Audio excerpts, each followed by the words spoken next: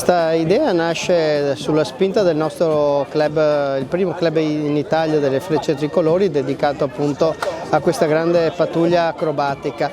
Da quando abbiamo ricevuto questo stimolo, che era comunque già nelle corde dell'amministrazione, abbiamo aderito prontamente con grande onore. Riconoscere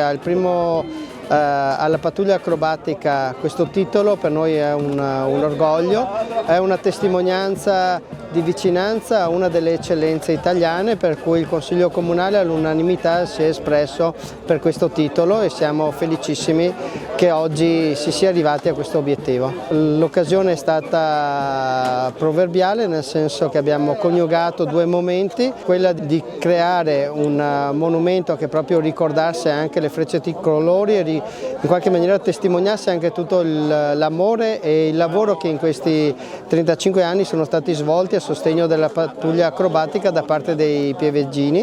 e quindi questo aereo, che è stato restaurato e quant'altro, da oggi starà nel nostro parco a testimonianza di questo amore e anche a abbellire e a ricordare il valore della pattuglia acrobatica. È per noi una grande emozione poter ricevere questa onorificenza, è un modo per suggellare ufficialmente una unione che trova le sue origini ben 35 anni fa, quando questa città e il primo club Frecce Tricolori ha deciso di unirsi alla realtà della pattuglia acrobatica nazionale. Alle mie spalle c'è questo bellissimo G91 che simboleggia proprio questa unione tra la comunità di Pieve di Soligo e la pattuglia acrobatica nazionale.